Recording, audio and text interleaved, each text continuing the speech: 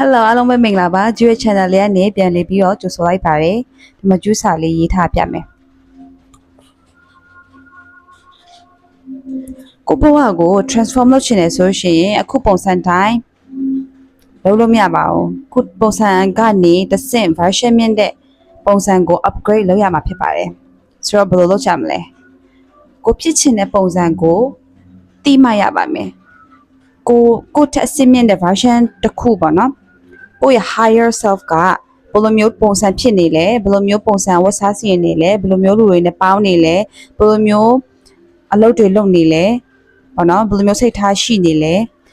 ခက်ခဲကြုံရတဲ့ချိန်မှာသူဘယ်လိုမျိုးတုံ့ပြန်နေလဲစသည်ဖြင့်ဒီ qualities တွေသူ့ရဲ့ characteristics တွေကိုသိရပါမယ်ဟုတ်ပြီအကုန်လုံးသိပြီးသွားပြီဆိုရှင်ဂျူးလိုမျိုးပဲဒီလိုရေးရပါမယ်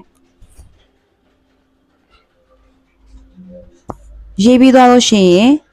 ဒါနေ့တိုင်းဖတ်ရပါမယ်။ဘာဖြစ်လို့ဂျူးဖတ်ခိုင်းတာလဲဆိုရှင်မဖတ်ဘဲနဲ့ဒီတိုင်းပြစ်ထားလို့ရှိရင်ဒါမေ့သွားမှာဖြစ်ပါတယ်။ပြီးရှင်ဘာလို့ရေးခိုင်းတာလဲဆိုရှင်ဒါမရေးချင်ဘူးဆိုရှင် like is like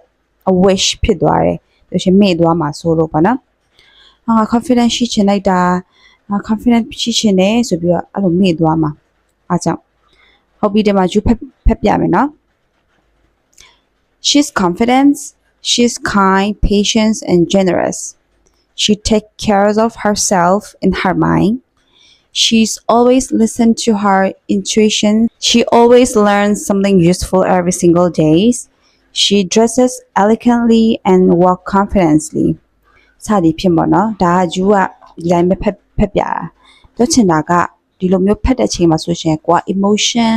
နဲ့ဖက်ရပါမယ်အရန်ကို confidence ရှိနေပြီသူကအရန်ကို like ဖြစ်နေပြီဆိုတဲ့ပုံစံနဲ့ဖက်ရပါမှာဖြစ်ပါတယ် She is confident she is kind she is patient she is generous အဲ့လိုမျိုးဖက်ရမှာမဟုတ်ပါဘူး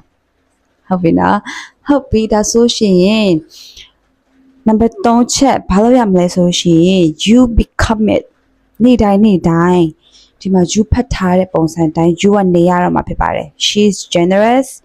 she's take care of herself စသည်ဖြင့်ပေါ့နော် you ကနေရတော့မှာဖြစ်ပါတယ်ဥပမာထားလိုက်ပါတော့ကိုယ့်ရဲ့ higher self က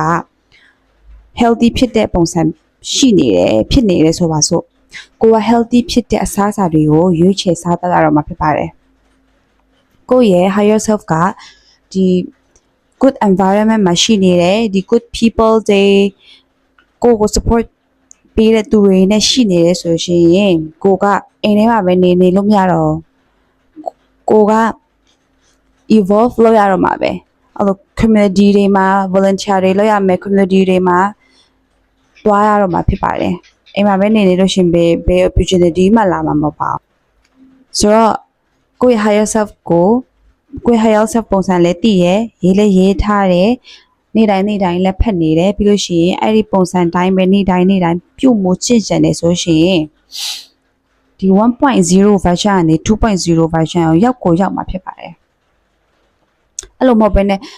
ဘယ်လို confidence ရှိမလဲမသိဘူးငါ opportunity တွေလည်းဘယ်လိုရောက်လာမလဲမသိဘူးဆိုပြီးစောင့်နေလို့ရှိရင်ပဲလောမရောက်လာမှာမဟုတ်ပါဘူး everything starts from here So your inner self calling you today to look into your heart and figure things out. Okay? So Julo myobe yeme my higher self so bio yeme she's confident, she walks elegantly, you know, she's healthy, she take care of her body, she take care of herself စသည်ဖြင့်ရေးမယ်ပြီးလို့ရှိရင်အဲ့ပုံစံတိုင်းနေသွားကြရမှာဖြစ်ပါတယ် so ဒီ video လေးကနေအများကြီးဒါ good insight တွေပေးမယ်လို့ယုံကြည်ပါတယ်ဒီဟာလေးကို try ကြည့်ပါဆိုတဲ့နေရာမှာဂျူတလားလောက် try ကြည့်စေချင်တယ်ဘာလို့ဆိုတော့အရာတစ်ခုဆိုတာကထက်ခါလုံးမှဒါခန္ဓာကိုယ်က used to ဖြစ်တာပါဒါကြောင့်မို့လို့